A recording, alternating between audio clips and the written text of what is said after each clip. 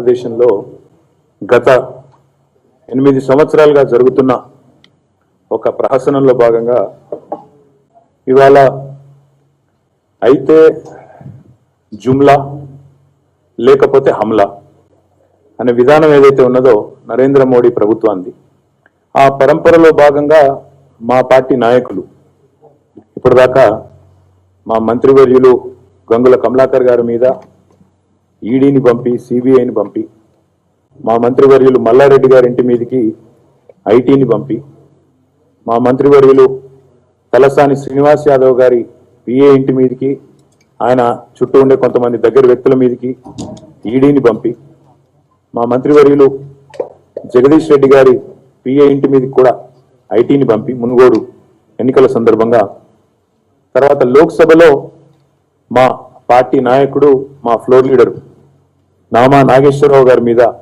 ED దాడులు చేయించి మా రాజ్యసభ సభ్యుడు వద్దిరాజు రవిచంద్ర గారి మీద సిబిఐ దాడులు చేసి మా రాజ్యసభ సభ్యుడు పార్థసారథి రెడ్డి గారి మీద ఐటీ దాడులు చేసి మా ఎంపీ లోక్సభ సభ్యుడు మన్నే శ్రీనివాస్ రెడ్డి గారి మీద ఐటీ దాడులు చేసి మా శాసన మండలి సభ్యుడు మాజీ మంత్రి ఎల్ రమణ గారి మీద ఈడీ విచారణ జరిపి మా ఎమ్మెల్యే మంచిరెడ్డి కిషన్ రెడ్డి గారి మీద పైలట్ రోహిత్ రెడ్డి గారి మీద కూడా ఈడీ విచారణ జరిపి ఇప్పటికి దాదాపు 11-12 మంది మీద మా నాయకుల మీద ఈడీని సిబిఐని ఐటీని ఉసిగొల్పి అక్కడ చేయగలిగింది ఏమీ లేక ఇవాళ భారత రాష్ట్ర సమితి కేసీఆర్ గారి నాయకత్వంలో దేశంలో పురోగమిస్తున్న విధానం తెలంగాణలో ఒక అజేయమైన శక్తిగా ఎదిగిన విధానాన్ని గమనించిన తర్వాత నిన్న మా ఎమ్మెల్సీ కవిత గారికి కూడా ఈడీ సమన్లు పంపింది. ఫస్ట్ ఆఫ్ ఆల్ నేను అనేది ఏంటంటే ఇవి ఈడీ సమన్లు కాదు, ఖచ్చితంగా మోడీ సమన్లు. ఇవి మోడీ సమన్లు రాజకీయంగా చేసే ఒక చిల్లర ప్రయత్నం తప్ప దాన్ని ఇంకో రకంగా చూడడానికి లేనే లేదు. ఎందుకంటే మనందరికీ తెలుసు ఈ దర్యాప్తు సంస్థలు సిబిఐ కానీ ఈడీ కానీ ఐటీ కానీ కేంద్రం చేతుల్లో సిబిఐ ఏమో కీలుబొమ్మ, ఈడీ ఏమో తోలుబొమ్మ, ఇది అందరికీ తెలిసిందే. ఇక అందులో దీన్ని అందుకే ఇదేదో ఈడీ సమన్లు ఏదైతే పత్రికలు ఉదరగొడుతున్నాయో నేను అనేది ఏంటంటే ఇవి ఈడీ సమన్లు కాదు, 100% మోడీ సమన్లు. తెలిసిందే కదా నేను చెప్పినట్టు. అయితే జుమ్లా చేసి ప్రజల్ని మోసం చేయడం, గారడీ చేయడం, డ్రామా చేయడం, లేదా హమ్లా చేసి మొత్తానికి ఏదో రకమైన దాడి చేసి ఏదో భయోత్పాతమైన వాతావరణాన్ని సృష్టించి ఏదో రకంగా డ్రామా చేసి దేశమంతా అవినీతి పరులు, మేము మాత్రం సత్యహరిశ్చంద్రుని కజిన్ బ్రదర్సు బామ్మర్దులం అన్నట్టు పోజులు కొట్టి డ్రామా చేసి బయటపడదామనే ఒక చిల్లర ప్రయత్నం తప్ప ఇంకోటి కానే కాదు. నీతి లేని పాలనకు, నిజాయితీ లేని దర్యాప్తు సంస్థలకు ఈరోజు పర్యాయపదంగా మారింది ఎన్డీఏ ప్రభుత్వం, ఢిల్లీలోని కేంద్ర ప్రభుత్వం. ప్రతిపక్షాల మీదనేమో కేసుల దాడి, ప్రజల మీదనేమో ధరల దాడి. ఇది తప్ప వీళ్ళు సాధించింది పీకింది అయితే ఏం లేదు ఇప్పటిదాకా. నేను ఒకటే అంటా ఉన్నా, ఈరోజు ఒకటే కేంద్ర ప్రభుత్వాన్ని, ప్రధానమంత్రిని, మోడీని ఒకటే అడుగుతా ఉన్నా. ఇవాళ గౌతమ్ అదానీ అనే వ్యక్తి ఎవరి బినామీ? ఇది నేను అడగడం కాదు, దేశంలోని చిన్న పిల్లగాన్ని నిన్నగాక మొన్న లాగేసుకున్న పిల్లగాన్ని అడిగినా చెప్తాడు. గౌతమ్ అదానీ ఎవరి బినామీ అంటే నిన్నగాక మొన్న లాగేసుకున్న పిల్లగాడు కూడా స్పష్టంగా చెప్తాడు, ఆయన మోడీ గారి బినామీ, మోడీ గారి వల్లనే ఆయన ప్రాపకం అని చెప్తారు. నేను ఇంకొక మాట కూడా అడుగుతా ఉన్నా ఈ సందర్భంగా. గౌతమ్ అదానీ విషయంలో హిండెన్బర్గ్ అనే సంస్థ రిపోర్ట్ ఇచ్చినా మీరు దేశం ముందుకు రారు, మీ ఆర్థిక మంత్రి రాదు. 13 లక్షల కోట్ల డబ్బులు ఆవిరైనా, ఎల్ఐసి డబ్బులు, ఎస్బీఐ డబ్బులు, ఎల్ఐసి డబ్బులు అంటే ఎవరై, ఎస్బీఐ డబ్బులు అంటే ఎవరై, దేశ ప్రజల పైసలు కావా? 12.5-13 లక్షల కోట్లు ఆవిరైనా ఈ దేశ ప్రధానమంత్రి ఉలకడు పలకడు, దేశ ఆర్థిక మంత్రి కనీసం చీమగొట్టినట్టు కాదు. ఎందుకు అంటే వాళ్లకు వాళ్ళ బినామీ గారిని కాపాడుకోవాల్సిన బాధ్యత వారి మీద ఉంది. ఇది నా కవిత్వం కాదు బ్రదర్. ఫైనాన్స్ మినిస్ట్రీ, నీతి ఆయోగ్ ఈ రెండు కూడా కలిపి దే హావ్ రెడ్ ఫ్లాగ్. ఏమని? గౌతమ్ అదానీకి 6 ఎయిర్పోర్ట్లు ఇవ్వడము తప్పు. ఇప్పటిదాకా ఉన్న నిబంధనలు కేవలం ఒక సంస్థ 2 ఎయిర్పోర్ట్లు మాత్రమే పెట్టాలని ఉన్నది. 6 ఎయిర్పోర్ట్లు ఇవ్వడం తప్పు అని చెప్పి ఫైనాన్స్ మినిస్ట్రీ, నీతి ఆయోగ్ 2 ఇచ్చినా రెడ్ ఫ్లాగ్. ఆగిందా? ఒక వ్యక్తికి అనుకూలంగా నిబంధనలు మార్చి ఆయనకు 6 ఎయిర్పోర్ట్లు వచ్చేటట్టు చేసి, అహ్మదాబాద్లో ఆయన ఎక్కిన ఫ్లైట్కు రుణం తీర్చుకొని 6 ఎయిర్పోర్ట్లు అదాని సంస్థకిచ్చి ఇవాళ దేశాన్ని భ్రష్టు పట్టిస్తున్నది మోడీ గారి నాయకత్వంలోని కేంద్ర ప్రభుత్వం. ఇంకొక మాట కూడా నేను చెప్తా ఉన్నా, ఈరోజు అదే అదాని మీద ఏ కేసు ఉండదు. ఆయన పోర్ట్, ముంద్రా పోర్ట్ గుజరాత్లో 3,000 కోట్ల హెరాయిన్, 1-2 కాదు, 3,000 కోట్ల హెరాయిన్ దొరికితే, 3,000 కోట్ల హెరాయిన్ అంటే ఎంత? 21,000 కోట్ల విలువ చేసే హెరాయిన్ మత్తు పదార్థం దేశంలోని యువతని అపసవ్య మార్గంలో తీసుకుపోయే ఒక మత్తు కేసు అయిందా? కనీసం గౌతమ్ అదానిని విచారించే దమ్ముందా ఈ దేశంలో దర్యాప్తు సంస్థలకి? అంతా సీనుందా? అందుకే అంటున్నా, ఎవరి బినామీ? ప్రధాని అదాని బినామీ కాకపోతే ఎందుకు ముంద్రా ఎయిర్పోర్ట్లో 21,000 కోట్ల హెరాయిన్ దొరికినా కూడా చర్యలు ఎందుకు లేవు? ఇది ఒకటేసారి దొరకలే, ఇంకోసారి దొరికింది. 300 కోట్ల కొకేన్ దొరికింది అదే పోర్ట్లో ముంద్రా. చర్య ఉందా? లేదు. ఇంకోటి, నేను ఇంకొక మాట కూడా అడుగుతా ఉన్నా, ఈ దేశంలో ఏం జరుగుతుంది? ఇవాళ మా ముఖ్యమంత్రి గారు ఏం చెప్పారు? వాషింగ్ పౌడర్ నిర్మా అంటే గంగల మునిగిన వాళ్ళు ఎవరైనా కూడా పునీతులు అయిపోతారు, పాపాలని కడుక్కుంటారు అన్నట్టు. అలా మునిగంగానే మొత్తం బీజేపీలో చేరగానే పోతాయంట, కేసులన్నీ పోతాయంట. నేను ఇది ఏదో ఊరికే చెప్పట్లేదు, ఇది ఎన్ఫోర్స్మెంట్ డైరెక్టరేట్ యొక్క వాళ్ళ సొంత హ్యాండిల్ నుంచి ట్వీట్ 2018 నవంబర్ 24 నాడు చూపెడతాం మీకు. ఏమంటారంటే, ఇందులో searches resulted in recovery of incriminating documents and 6 high-valued luxury cars purchased by Sri Y.S. Chaudhary in the name of Shell companies. ఇది ఈడీ యొక్క ట్వీట్. వైఎస్ చౌదరి అంటే సుజనా చౌదరి. ఇది ఈడీ యొక్క ట్వీట్, నాది కాదు, నా కవిత్వం కాదు, నా సొంత ఇది కాదు, వాళ్ళది. ఇంకొక tweet, searches under PMLA were conducted in case of Sri Y.S. Chaudhary, MP of Andhra Pradesh, to investigate bank fraud of over 6,000 crores by more than 120 shell companies controlled by Sujana Chaudhary.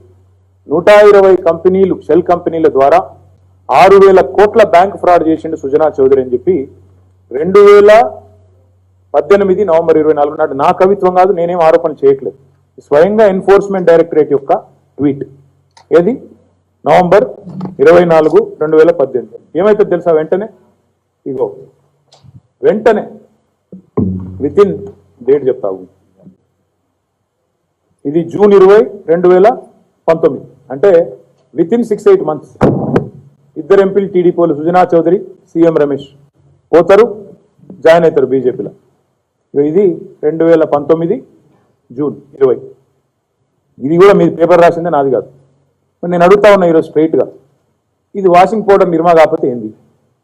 కేసులు ఏమైనా? 6,000 కోట్ల bank fraud ఎడవైంది, నువ్వు చెప్పిన కార్లు ఎడవైనాయి, నువ్వు చెప్పిన Mundra పోర్ట్లోని drugs ఎడవైనాయి, Gautam Adani మీద case ఎందుకు కాదు? ఇక అన్నిటికంటే మించి ఒకటే అడుగుతా ఉన్నా, ఇవాళ ఈ దేశంలో ఏం జరుగుతుందండి?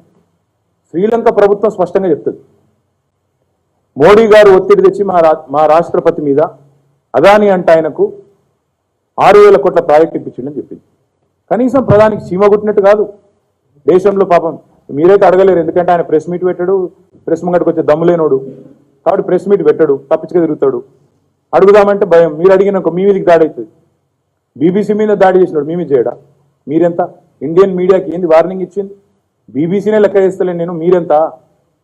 మీ ఎన్టీవీ ఎంత, ఈ TV9 ఎంత, ఈ టీవీ ఎంత, ఇంకో టీవీ ఎంత, ఇంకోటి ఎంత, ఆంధ్రజ్యోతి ఎంత?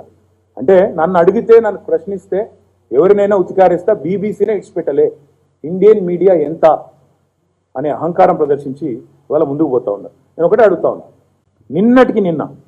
నిన్నగాక మొన్న G20 సమావేశాల్లో పాల్గొనేందుకు శ్రీలంక ఆర్థిక మంత్రి వచ్చి ఆయన స్పష్టంగా చెప్పింది, G2G డీల్ ఇది. అదానికి మా దగ్గర 6,000 కోట్ల ప్రాజెక్ట్ ఏదైతే ఇచ్చినామో ఇది G2G. G2G అంటే ఇది గవర్నమెంట్ అట. G2G అంటే గవర్నమెంట్ కాదు. G2G అంటే Gautam to Gotabaya, facilitated by Modiji. Gautam to Gotabaya. Gotabaya అంటే ఎవరు? అక్కడ రాష్ట్రపతి గోటాబయ రాజపక్ష. G2G కరెక్టే. అంటే ఇలా అదాని అనే కంపెనీ భారత ప్రధాని గారి సొంత కంపెనీ కాబట్టి, ఆయన బినామీ కంపెనీ కాబట్టి ప్రపంచవ్యాప్తంగా ఆయన కోసం తిరిగి మార్కెటింగ్ చేసే పని. ఇక ప్రధానికి ఇంకో పని లేదా? మరి దీని మీద అడిగినోనికి ఇంతవరకు అడిగిన దానికి ఇంతవరకు సమాధానం రాదు, కేసు రిజిస్టర్ కాదు, కనీసం అభియోగం ఎదుర్కొన్నప్పుడు దాన్ని ప్రజల ముందు వివరణ ఇవ్వాలనే ఇంగితం లేదు. ఇక వీళ్ళు వచ్చి ఇవాళ ఇతరుల మీద బురద జల్లే ప్రయత్నం. ఇంకొక మాట అడుగుతా ఉన్నా, ఈడీ అనేది 2014 తర్వాత దాడులు చేస్తూ ఉంది. 95% పైచిలుకు దాడులు, ఇన్ఫాక్ట్ ఆల్మోస్ట్ 100% దాడులు విపక్షాల మీదనే, ఆల్మోస్ట్ 100% దాడులు విపక్షాల మీదనే జరుగుతాయి. అందులో ముఖ్యమంత్రులు ఉంటారు, మన మాజీ ముఖ్యమంత్రులు ఉంటారు, ప్రతిపక్ష నాయకులు ఉంటారు. నేను అడిగేదల్లా ఒక్కటే, 5422 కేసులు పెట్టిరండి ఇప్పటివరకు. 5422 కేసులు మోడీ వచ్చినప్పటి నుంచి, మోడీ ఈడీ కలిపి పెట్టిన కేసులు 5422. అందులో ఇంతవరకు కన్విక్షన్ వచ్చింది ఎంతనో తెలుసా మీకు? 23 కేసులలో మాత్రమే కన్విక్షన్ వచ్చింది. అంటే ఎందుకు వాడుకుంటున్నారు ఈడీని? మీరు ఏ రకంగా వాడుతున్నారు? టు ఎరాడికేట్ డెమోక్రసీ, ప్రతిపక్షాలు లేకుండా చేయాలి ఈ దేశంలో. ED is not enforcement directorate anymore, ED is mechanism to eradicate democracy in this country. 5422 కేసులు పెట్టి 23 మాత్రమే కన్విక్షన్ సాధించిన ఏజెన్సీకి ఏమి ఇవ్వాలి? నోబెల్ ప్రైజ్ అన్న మోడీకి ఇచ్చినట్టు, లేదా ఇంకేమని అన్న? అంటే ఇంత అన్యాయంగా, ఇంత దారుణంగా కేవలం విపక్షాల మీద బురద జల్లడమే క్రమంలో భాగంగా ఇప్పటివరకు కాంగ్రెస్ మీద 24 కేసులు, టీఎంసీ మీద 19 కేసులు, ఈడీ ఎన్సీపీ మీద 11 కేసులు, శివసేన ఉద్ధవ్ ఠాక్రే దాని మీద 8 కేసులు, ఇంకో ఆయన మీద ఉండే, ఆయన పేరు షిండెనో బిండెనో, ఆయన మీద ఉండే మళ్ళీ కేసులు ఉంటే కూడా మాయమైతాయి, గుర్తుపెట్టుకోండి. తర్వాత డిఎంకే మీద 6 కేసులు, బీజేడీ మీద 6 కేసులు, ఆర్జేడీ మీద 5 కేసులు, బీఎస్పీ మీద 5 కేసులు, ఎస్పీ మీద 5, ఆప్ మీద 3, ఐఎన్ఎల్డి మీద 3, వైఎస్ఆర్సీపీ మీద 3, సిపిఎం మీద 2, ఇప్పుడు బీఆర్ఎస్ మీద ఇక మీరు వింటనే ఉన్నారు, చూస్తూనే ఉన్నారు, జరుగుతూనే ఉంది. నేను ఒకటే అడుగుతా ఉన్నా, ఈరోజు ఈ దేశంలో అవినీతి అవినీతి అవినీతి అంటారు. నిన్నగాక మొన్న ఎక్కువ రోజులు కూడా కాదు, విరూపాక్షయ్య అని ఎమ్మెల్యే ఉన్నాడు కర్ణాటకలో, బీజేపీ ఎమ్మెల్యే. ఆయన కొడుకేమో 40 లక్షల లంచం తీసుకుంటూ Bengaluru metro water supply and sewerage బోర్డులో కెమెరా మీద దొరికింది. దాని మీద యాక్షన్ ఉండదు, ఈడీ దాడి ఉండదు, సిబిఐ ఉండదు, ఐటీ ఉండదు, ఎవడు రాడు, భయం. ఆయన పేరు ఆ పార్టీలో ఒక ఎంపీ ఉన్నాడు, భారతీయ జనతా పార్టీ ఎంపీ మహారాష్ట్రలో. నిన్నగాక మొన్న ఎన్డీటీవీలో లైవ్ చూపెట్టింది. నేను బీజేపీ ఎంపీని, నా మీదకైతే ఈడీ రాదు, నేను ఏం చేసినా రాదు, డైరెక్ట్ స్టేట్మెంట్ ఆయన. నేను ఊరికే చెప్పట్లేదు, మీరు యూట్యూబ్లో దొరుకుతుంది, అన్నింటిలో దొరుకుతుంది. ఇంకొక ఎంపీ ఉన్నాడు హర్షవర్ధన్ పాటిల్ మహారాష్ట్ర, ఆయన అంటాడు ఆయన ఇదివరకు కాంగ్రెస్లో గెలిచిండు, బీజేపీలోకి పోయాడు. నేను బీజేపీలోకి పోయిన కాడికి మంచిగా వండుకుంటున్నా భయ్, ప్రశాంతంగా వండుకుంటున్నా, ఈడీ లొల్లి లేకుండా పోయింది నాకు. అంటే ఏం జరుగుతుంది ఈ దేశంలో? అందుకే అడగదలుచున్నది ఏంటంటే, ఈ 9 ఏళ్ల పాలనలో, నరేంద్ర మోడీ ప్రభుత్వంలో 9 ఏళ్ల పాలనలో 9 రాష్ట్ర ప్రభుత్వాలను కూల్చిన మాట నిజం కాదా? పెద్ద ఎత్తున పార్టీలను చీల్చిన మాట నిజం కాదా? డబుల్ ఇంజన్ అంటే ఆ డబుల్ ఇంజన్ ఏందో మాకు అర్థమైంది, దేశానికి కూడా అర్థమైంది ఈరోజు. ఒక ఇంజన్ మోడీ, ఇంకో ఇంజన్ అదాని. మొదాని అనేది డబుల్ ఇంజన్. ఒక ఇంజన్ మోడీ, ఇంకో ఇంజన్ అదాని.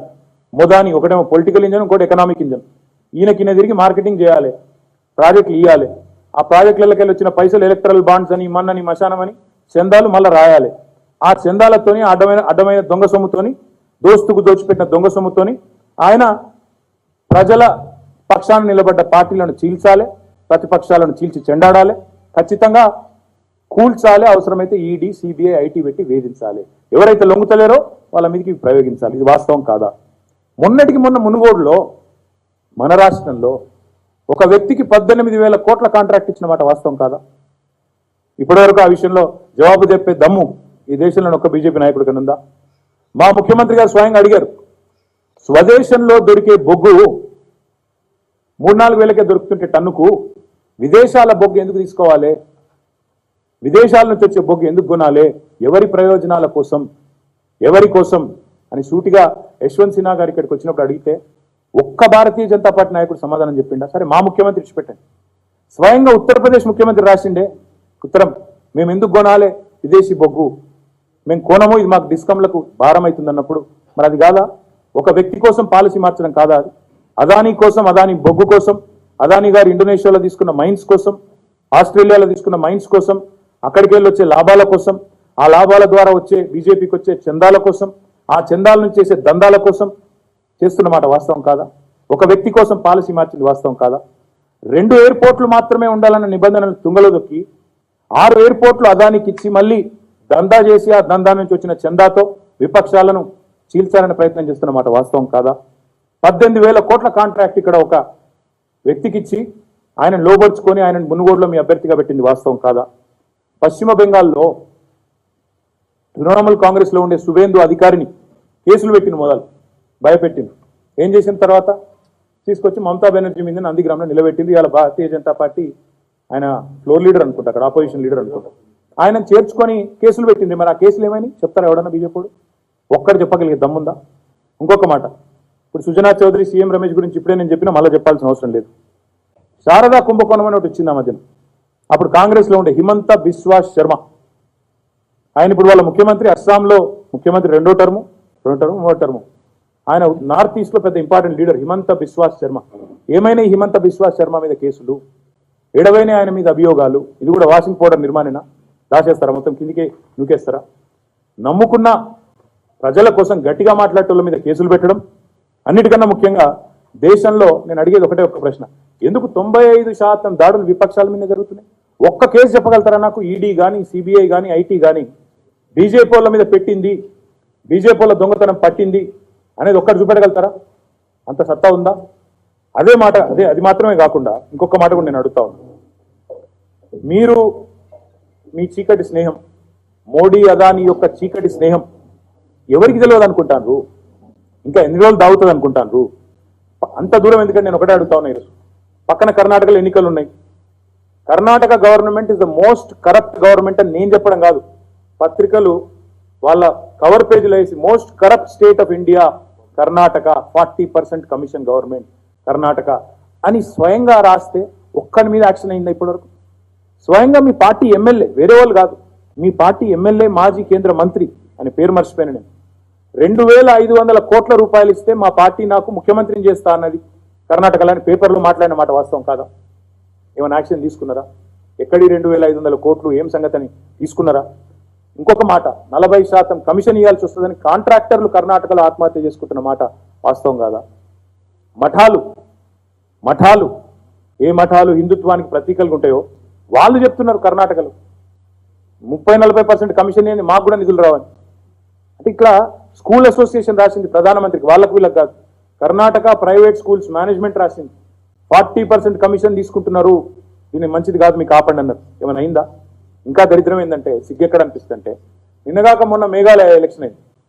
నిన్నగాక మొన్న మేఘాలయ ఎన్నికల ప్రచార సభలోనేమో ఇదే అమిత్ షా, ఇదే ప్రధానమంత్రి పోయి, నా మిత్రుడు ఆయన ఆ ముఖ్యమంత్రి కాన్రాడ్ సాంగ్మా గారి కొడుకు, ఒక గిరిజన బిడ్డ, ఆయన పట్టుకొని most corrupt government the entire country Meghalaya under Sangma అని చిల్లర మాటలు మాట్లాడి మొత్తం 60 సీట్లలో పోటీ చేసింది. అప్పటిదాకా నిన్న మొన్నటి దాకా కోalitionలో ఉన్నారు, బయటికి వచ్చి సొంతంగా పోటీ చేసింది 60 సీట్లలో.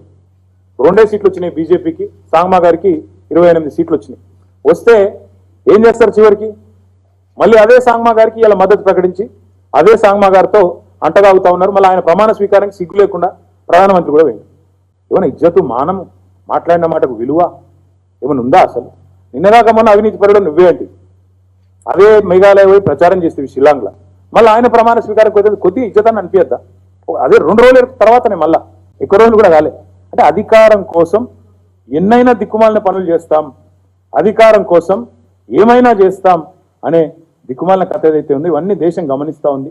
కాబట్టి నా రిక్వెస్ట్ మీ అందరితో కూడా, ఇక మీతోటి మొదలుపెట్టిండ్రు లిక్కర్ స్కామ్. నేను అడుగుతున్నా, ఏంటిది లిక్కర్ స్కామ్? లిక్కర్ స్కామ్ ఏంటిదంటే, లిక్కర్ బ్యాన్ అయిన గుజరాత్లో 42 మంది చేస్తే లిక్కర్ తాగి, గది లిక్కర్ స్కామ్. ఏ గుజరాత్ అయితే డ్రై స్టేట్ అంటారో ఆ గుజరాత్లో 42 మంది లిక్కర్ తాగి సస్తే, స్పూరియస్ లిక్కర్ తాగి సస్తే అది స్కామ్. మీరేం, మీ అభియోగం ఏంది లిక్కర్ స్కామ్లో? కొంతమందికి అనుకూలంగా పాలసీ తయారు చేసిండ్రు అనేది మీ అభియోగం. నేను అంటున్నా ఈరోజు మీరు తయారు చేసిండ్రు పాలసీ, అదానికి అనుకూలంగా మీరు తయారు చేసిన పాలసీ ఇది. This is the policy you tailor made for Gautam Adani to get 6 airports. 2 ఎయిర్పోర్ట్లు ఉండాలనే నిబంధనను తుంగలో దొక్కి, దీస్ ఆర్ ద మినిట్స్, ఇది స్కామ్. 2 ఎయిర్పోర్ట్లు ఉండాలన్న నిబంధనను తుంగలో దొక్కి ఒకరికి 6 ఎయిర్పోర్ట్లు రాసిచ్చుడు. ఎందుకంటే ఆయన విమానం ఎక్కి ప్రధానమంత్రి తిరుగుతాడు కాబట్టి, ఆ ఫోటోలు మన రాహుల్ గాంధీ కూడా చూపెట్టిండు పార్లమెంట్లో. ఆయన విమానం ఎక్కి తిరుగుతాడు కాబట్టి ఆయనకు 6 ఎయిర్పోర్ట్లు రాసిస్తాడు. ఇది స్కామ్ కాదట. ఆయన కోసం ఆయన ఆస్ట్రేలియాలో మైన్లు తీసుకుంటే విదేశీ బొగ్గును కొనాలని బలవంతంగా ఒత్తిడి తెచ్చుడు స్కామ్ కాదట. వాళ్ళ ముఖ్యమంత్రులు అపోజ్ చేయంగా తెచ్చుడు సిగ్గు లేకుండా స్కామ్ కాదట. ఆయన పోర్ట్స్లో ఇగో డ్రగ్స్ చూడండి, అదానీ గారి పోర్ట్లో డ్రగ్గులు దొరికితే గుజరాత్లో ముంద్రా పోర్ట్లో అది స్కామ్ కాదట. ఇంకా ఆయనకు మీదికెళ్ళి ఆంధ్రప్రదేశ్లో గంగవరం గుంజుకోవాలి, ఆంధ్రప్రదేశ్లో కృష్ణపట్నం గుంజుకోవాలి, ముంబైలో జీవికే దగ్గర అది గుంజుకోవాలి. ఇట్లా దిక్కుమాలిన పనులు చేస్తే అవి స్కాములు కావట. లిక్కర్ స్కామ్ అట. నేను ఒకటే అడుగుతా ఉన్నా మీ మిత్రులందరినీ కూడా, లిక్కర్ స్కామ్ మా ఎమ్మెల్సీని పిలిచిండ్రు. మా MLC she will cooperate unlike you, unlike your people. BL Santosh అంటోడు ఇక్కడ పైసలు పంపి ఇద్దరు స్వాములను పంపి దొరికిపోయిన దగులుబాజీ దొంగవాడు. వాడు దాక్కున్నాడు, విచారణకు పిలిస్తే భయపడి దాక్కున్నాడు, ఎక్కడో పండుకున్నాడు, కోర్టుకు పోయి నో అరెస్ట్ అని తెచ్చుకున్నాడు. మేము అట్లా చేయం, మేము పోతాం విచారణకు as law abiding citizens of this country. భారత ప్రభుత్వాన్ని చట్టాలను గౌరవించే పౌరులుగా విచారణకు హాజరవుతాం, విచారణ ఎదుర్కొంటాం. మా ఎమ్మెల్సీ గారు కూడా ఎదుర్కొంటారు తప్పకుండా. నేను ఒకటే మాట చెప్తా ఉన్నా, మీరు అభియోగాలు మోపి, ఇప్పుడు నేను చెప్పాను మీకు 5,422 అభియోగాలు మోపింది ఈడీ. ఈ మోడీ వచ్చినప్పటి నుంచి 5,422 కేసులు, కన్విక్షన్ ఎంత 23 కేసులు. మాకు తెలుసు ఇదంతా పొలిటికల్ హరాస్మెంటు, ఒక హంబగ్ తప్ప డ్రామా తప్ప ఇంకోటి కానే కాదని మాకు కూడా తెలుసు, మీకు కూడా తెలుసు. నేను అనేదల్లా ఒకటే, తప్పకుండా విచారణ ఎదుర్కొనే దమ్ము మాకుంది. నీకుందా నరేంద్ర మోడీ అని నేను అడుగుతున్నా. గౌతమ్ అదానీ నీ బినామీ అని లోకం కోడై కూస్తున్నా, శ్రీలంక గవర్నమెంట్ చెప్పినా ఎందుకు నోట్లకెళ్ళి పలుకే బంగారం ఆయన అన్నట్టు ఎందుకు మాట్లాడతలేవు? ఏమొచ్చింది కష్టము? అడ్డమైన వాడు అన్నిటికీ మాట్లాడతలేదు. పరీక్ష పే చర్చనట. ఈయన అసలు పరీక్షలు రాసిందో లేదో జీవితంలో ఎవరికి తెలియదు. ఛాయ్ పే చర్చ అంటాడు, ఛాయ్ అమ్మిందో లేదో ఎవరికి తెలియదు. ఇవన్నిటికి వస్తుంది గొంతు, మాత్రం దీనికి మాత్రం రాదు. ఎందుకు? Gautam Adani is your benami is what the world says. Hindenburg report is saying, Economist is saying, the whole world is saying it, but you don't want come out and speak. అందుకే నేను అనేది, మేము విచారణ ఎదుర్కొంటాం డెఫినెట్గా. ఈ రాజకీయపరమైన కక్ష సాధింపు ఏదైతే ఉందో ముమ్మాటికి రాజకీయంగానే ఎదుర్కొంటాం. ప్రజా కోర్టులో మేము తెలుసు, మాకు న్యాయ వ్యవస్థ మీద కూడా నమ్మకం ఉంది. దేశంలో మంచి జడ్జిలు ఉన్నారు, ఇంకా కూడా కొంతమంది బీజేపీ వాళ్ళు ఉండొచ్చు, కానీ చాలా మంది మంచి జడ్జిలు ఉన్నారు, ఇంకా వాళ్ళ మీద మాకు నమ్మకం ఉంది. తప్పకుండా దేశం న్యాయం అల్టిమేట్గా గెలుస్తుంది. ఈ హరాస్మెంటు, ఈ నాన్ సెన్సు, వీటికి భయపడం మోడీకి ఈడీకి నేను మళ్ళీ చెప్తున్నా, it is not ED summons, it is Modi summons. ఈ మోడీ సమన్లకు, మోడీ ఉడత ఊపులకు భయపెట్టేవాడు తెలంగాణలో లేడు. తప్పకుండా ఎదుర్కొంటాం, అన్ని రకాలుగా ఎదుర్కొంటామని చెప్తూ మీ అందరికీ కూడా మళ్ళొకసారి ధన్యవాదాలు. ఇప్పటిదాకా నువ్వు లేటుగా వచ్చినా ఏమడతావా? సరే, ఒక్కల మీద ఎందుకుందా, చాలా మంది మీద ఉంది. నీకు చెప్తానే ఉన్నా కదా, ఇప్పుడు సుజనా చౌదరి కాదు, చాలా మంది మీద నువ్వు రా కేసులు మాఫ్ అనే మాట ఇప్పుడు నేను చెప్పుడు కాదు, బీజేపీ ఎంపీ స్వయంగా చెప్తుండు. దానిలో దొరికిన పాటికెళ్ళి నేను మొత్తం పీస్ఫుల్గా అంటున్నాను ఒకటి అంటాడు, ఇంకోటేమో నేను బీజేపీ కాబట్టి నా మీద గీడీ రాదని ఇంకోటి అంటాడు. ఇది ఏముంది అలా కుల్లం అలా సీక్రెట్ ఏముంది పోయి, నాకు అర్థం కాదు. ఎస్ అలీ, నీకు నీ మాట ఏంటి, నీ పేరేంటి? సౌమిత్. సౌమిత్, ఆరోపణలతోనే మీడియాలో మీరే ట్రయల్ చేస్తారు, మీరే తీర్పులు ఇస్తారు. వాట్సాప్లో వాడేవాడో చెప్తాడు, అయిపోద్దా? ఆగరా, వాట్సాప్లో చెప్పగానే అయిపోతాయి. వాట్సాప్ యూనివర్సిటీలో గిరగిర తిప్పి బద్నాం చేయగానే అయిపోద్దా? All I'm saying is allegations by enforcement directorate in this country. They've already registered more than 5,422 cases. Conviction in only 23 cases. So what is happening in this country? They are using ED as a tool to harass other opposition parties. Even more strange is, even before ED sends summons, the entire local BJP will start speaking. పంపించేస్తాము, రేపు సమన్లు వస్తాయి, ఎల్లుండి సమన్లు వస్తాయి. So is it not a fact that ED, IT and CBI are extended arms of Narendra Modi? BJP అనుబంధ సంఘాలు అవి. వీడు ఉల్టపుల్టా మాట్లాడింది. BJP అనుబంధ సంఘాలుగా పనిచేస్తున్న తొత్తులు లాంటి సంస్థలు, వేట కుక్కలు లాంటి సంస్థలు ఏవైతున్నాయో వాటన్నిటికీ నేను ఒకటే చెప్తా ఉన్నా, నాట్ ఎవ్రీడే ఇస్ సండే. మోడీయే శాశ్వతం, మోడీయే మొత్తం అనుకొని మీరు అనుకుంటున్నారు. అందులో కూడా మేము చూస్తున్నాం, ఈడీ ఉన్నతాధికారికి 3 ఎక్స్టెన్షన్లు ఇస్తాడు రిటైర్ అయినాను. ఎల్ఐసి చైర్మన్కు 3 ఎక్స్టెన్షన్లు. ఎందుకు? అదానీ గారి దానిలో డబ్బులు పెట్టాలి కాబట్టి, ఆయన చెప్పినట్టు ఆడాలి కాబట్టి ఎక్స్టెన్షన్. ఇండస్ ఇండ్ బ్యాంకు, ఎస్బీఐ చైర్మన్కు ఎందుకు ఇస్తున్నారు అంటే, మొత్తం ఇన్వెస్టర్ల సంపద ఆవిరైనా నీ దోస్తు భద్రంగా ఉండాలి. 1 నేషన్ 1 ఫ్రెండ్, ఏక్ దోస్త్ ఏక్ దేశ్, మంచి స్లోగన్. ఆయనను కాపాడాలి కాబట్టి, ఎంతగానో పోదా కాబట్టి ఇది చేయాలి, ఈ డ్రామా అంతా చేయాలి. నేను 100% చెప్తా ఉన్నా, రాజకీయపరమైన వేధింపులు రాజకీయంగానే ఎదురు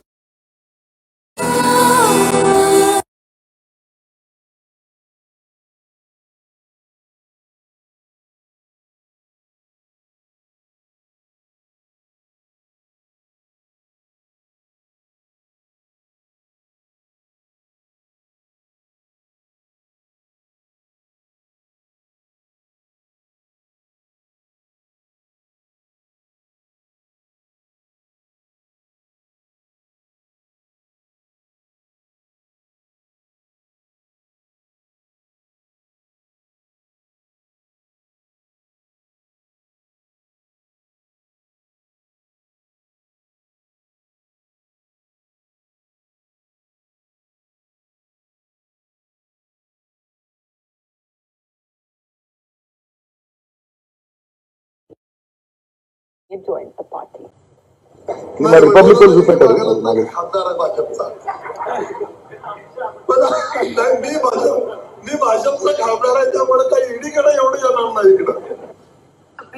అంటే ఏమంటారంటే ఆయన మీకు మరాఠీ రాదు కాబట్టి చెప్తాను తెలుగులో. ఆయన ఆయన ఏమంటారంటే నేను బీజేపీ ఎంపీని కాబట్టి నా మీదకి ఇది రాదు నెంబర్ 1. ఇంకొక బీజేపీ ఎంపీ పేరు హర్షవర్ధన్ పాటిల్, ఆయన కాంగ్రెస్ వెళ్ళి బీజేపీలోకి జంప్ అయ్యింది. ఆయన ఏమంటుండు మొన్నటిదాకా భయపడి సస్తుంటే దడుచుకుంటుంటే నేను జరిగినాక ఇక నాకు నిద్ర పడుతుంది, బ్రహ్మాండంగా నిద్రమానం చేసుకునే అవసరం లేకుండా మంచిగా జ్వరం అంటున్నాను చెప్తున్నాను. ఇంతకంటే ఇంకేమైనా కావాలా సాక్ష్యాలు మీకు? కాబట్టి రాజకీయపరమైన కక్ష సాధింపులు రాజకీయంగానే ఎదుర్కొంటాం. తప్పకుండా ప్రజాక్షేత్రంలో వీళ్ళ అంతు చూస్తాం, వీళ్ళ సంగతి చూస్తాం. తొందరపడేందుకు నువ్వు వాళ్ళు ఏం చేస్తారో చూద్దాం. వాళ్ళు ఇప్పుడు నోటీసులు ఇచ్చి హరాస్ చేసి మీడియాలో ఏదో జరిగిపోతుందని చెప్పి ఒక్కొక్కటి రెచ్చిపోయి మాట్లాడి మా బీజేపీ వాళ్ళు ఎగిరెగిరి దుక్కి మాట్లాడుతుంది. మాట్లాడు, ఎన్ని రోజులు మాట్లాడతాం, మేము కూడా చూస్తాం. ఏం మాట్లాడుతావో కూడా చూస్తాం. మేము కూడా మాట్లాడతాం, మేము కూడా ప్రజల దగ్గర పోతాం, మేము కూడా చెప్తాం. బురద జల్లి ఎట్లా బద్నాం చేసే ప్రయత్నం, కేసీఆర్ గారి స్థైర్యాన్ని మా పార్టీని దెబ్బతీసే ప్రయత్నం చేస్తున్నారు. ఇప్పుడు నేను చదివే లిస్టు చిన్నగా అది మీకు ఇంతమందిని హరాస్ చేసిందే వాళ్ళు మా పార్టీ వాళ్ళను. కవితనే మొదటిది అక్కది అనుకుంటున్నాను. దీని తర్వాత కూడా ఉంటాయి, మాకు అది కూడా ఎరికే. ఇగో ఇంతమంది ఇప్పటికి మళ్ళా ఏమంటే చదువుతా: గంగుల కమలాకరు, మల్లారెడ్డి, శ్రీనివాస్ యాదవ్ గారు, జగదీష్ రెడ్డి గారు, నామా నాగేశ్వరరావు, వద్దిరాజు రవిచంద్ర, పార్సారథి రెడ్డి, మన్న శ్రీనివాస్ రెడ్డి, ఎల్ రమణ, మంచిరెడ్డి కిషన్ రెడ్డి, పైలట్ రోహిత్ రెడ్డి, ఇప్పుడు కవిత. దీని తర్వాత కూడా ఉంటాయి మాకు ఎరికే. మేమంత అమాయకులమేం కాదు. కాబట్టి నేనేమంటున్నా అంటే ఈ రాజకీయ డ్రామాను రాజకీయంగా ఎదుర్కొంటాం, ప్రజల దగ్గరికి పోతాం, వాళ్ళ బట్టలు ఇప్పుతాం, నగ్నంగా బీజేపీ నిజ స్వరూపాన్ని ప్రజల ముందే బయటపెడతాం. బాగా మనోడేదో ఉత్సాహపడుతున్నావు.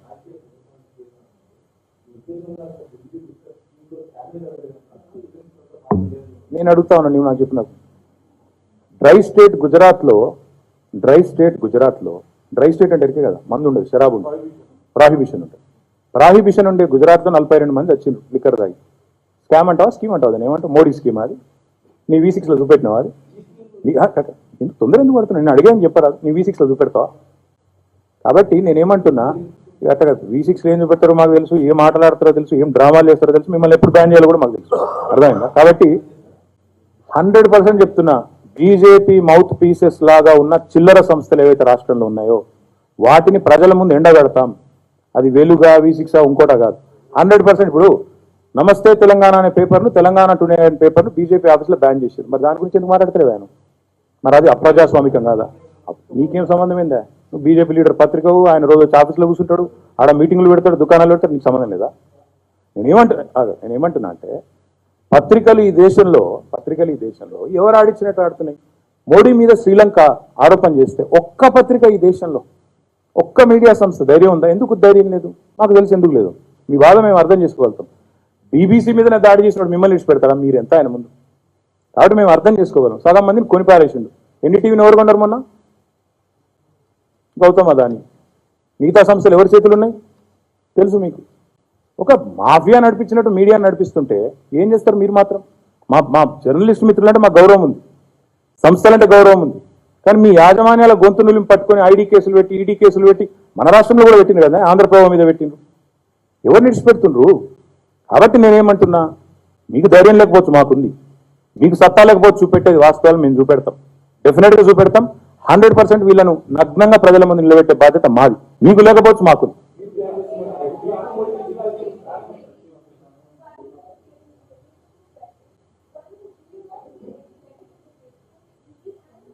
Swastika, it is not for me or you to say there is merit in the case. Let me ask you this question. Is there no merit in the case against Modi? When Sri Lankan government says Modi actually lobbied, Modi actually pressured and convinced their president Gotabaya Rajapaksa to give a 6,000 crore contract to Gautam Adani? Will you show that in CNN? You work for CNN, right? Will you show this, whatever I'm just saying in CNN? Do you have the guts? Unfortunately, that's the problem in this country. Media has lost its spine. You don't see, our Prime Minister is one, he calls India the mother of democracy, but he is the grandfather of hypocrisy. वो कभी media के सामने आते ही नहीं है, कभी एक press conference लेते ही नहीं है, कोई सवाल करना है, कोई जवाब लाना है उनसे तो नामुमकिन है आपके लिए. वो क्या डायलॉग था डॉन में? डॉन को पकड़ना मुश्किल ही नहीं, नामुमकिन है. मोदी को पकड़ना जर्नलिस्ट के लिए मुश्किल ही नहीं, नामुमकिन है तुम्हारे लिए. पूछ सकती हो? नहीं, सुनो, जल्दबाजी मत करो. इतना भी क्या है तुम्हारा एयर टाइम, इतना भी कॉस्टली नहीं है तुम्हारा. मैं क्या कह रहा हूं, आज अगर आप कहती हो इस आर्ग्यूमेंट में दम है कि नहीं, मैं आपसे सीधा पूछना चाहता हूं, मोदी के ऊपर जो आरोप आया उसके वो बारे में क्यों नहीं बोलते हैं? मोदी मन की बात सुनाते रहते हैं, परीक्षा पे चर्चा, पता नहीं कितना परीक्षा लिखा उसने, बट बहुत कुछ बोलते रहते हैं। क्यों बोलते नहीं अदानी के बारे में? I am saying, not me as a party, but we are saying Gautam Adani is the proxy of Narendra Modi. Will he answer it? Will he stand up to scrutiny? Will he take a lie detector test? Does he have the guts to come in front of the country? आज मैं पूछना चाहता हूं आपसे, 95% of the cases that have been filed are against the opposition parties. क्या BJP में सभी के सभी राजा हरिश्चंद्र के भाई और चचेरे भाई है क्या? रिश्तेदार हैं क्या? सारे बीजेपी वाले एकदम साफ सुथरे हैं और बाकी पूरा हिंदुस्तान में जितने भी ऑपोजिशन पार्टीज हैं। और मैं पूछना चाहता हूं आपसे, क्या कितने केसेस हुए इस बार इस पे? 3000 करोड़ हेरोइन पकड़ा जाता है अदानी के पोर्ट में। 21,000 crore worth of illicit drugs coming into the country through Adani port. Should Adani not be booked? Should he not be behind bars? Who's stopping him? What is stopping you? So my question is, this harassment, this political vendetta and intimidation might work elsewhere for Narendra Modi. He's playing with fire. And I'm sure he will realize it in days to come. And I'm alleging directly, Gautam Adani is proxy of Narendra Modi. The double engine he talks about, the economic engine is Adani, the political engine is Modi.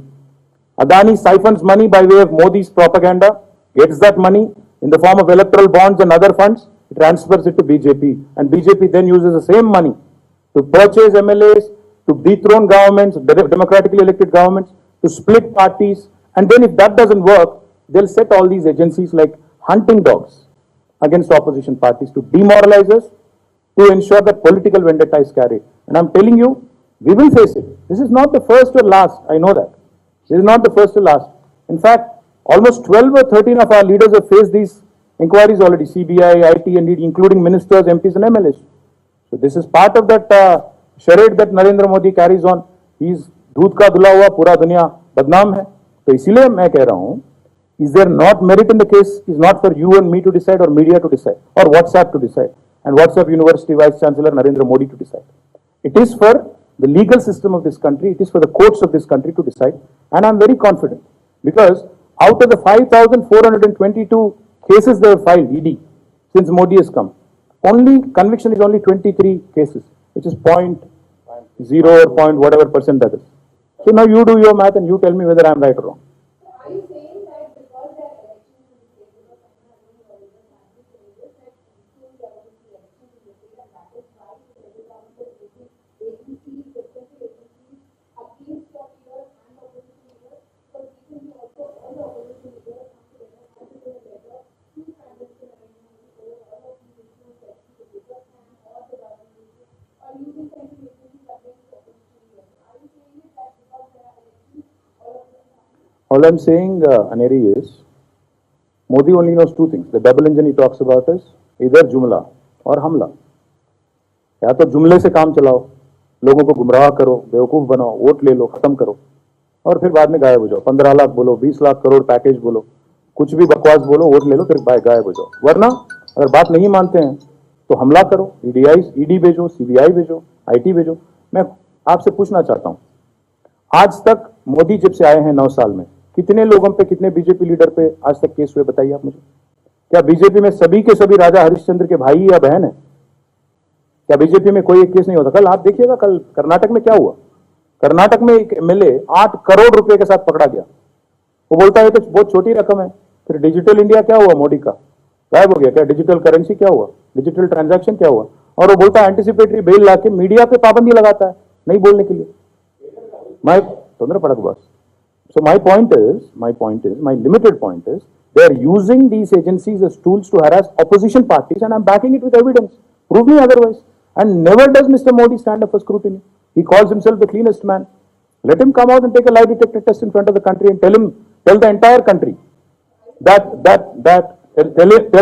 the entire country that he is not Gautam Adani's proxy, that he is not big.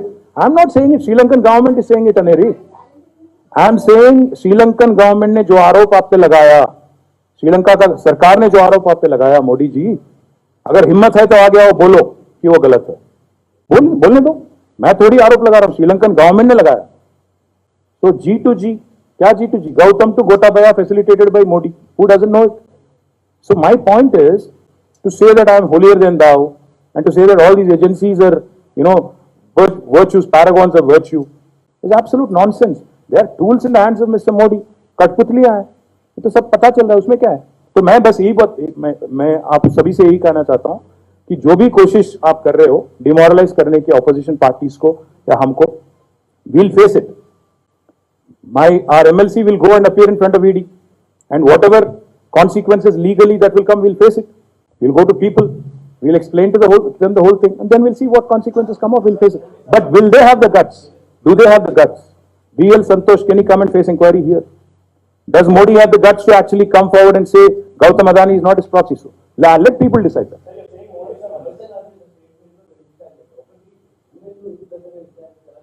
అన్ని చిన్న చిన్న విషయాలు brother. నేను ఏమంటున్నా అంటే చిన్న చిన్న విషయాలు అవన్నీ అల్టిమేట్గా విచారణను ఎదుర్కొనే సత్తా మాకుంది, రైట్? మేము పారిపోము. నెంబర్ 1, మేము వాళ్ళలాగా తిరిగి పందలం కాదు, దద్దమలం కాదు. 100% ఎదుర్కొంటాం. భారత న్యాయ వ్యవస్థ మీద మాకు గౌరవం ఉంది, తప్పకుండా విచారణ ఎదుర్కొంటాం. నా క్యాబినెట్ మీటింగ్ ఉంది, దయచేసి మాకు టైం